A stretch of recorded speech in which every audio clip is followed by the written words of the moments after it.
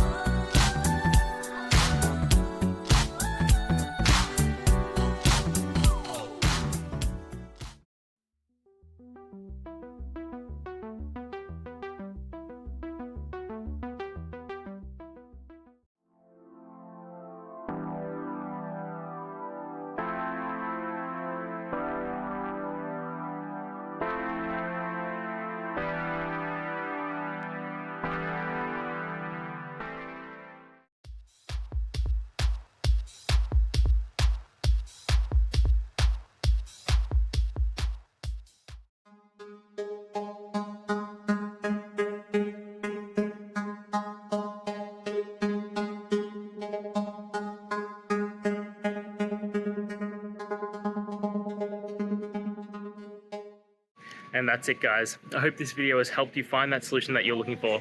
If it did, please hit the subscribe button. I'd really appreciate it. And until next time, I hope you have a good one. Cheers.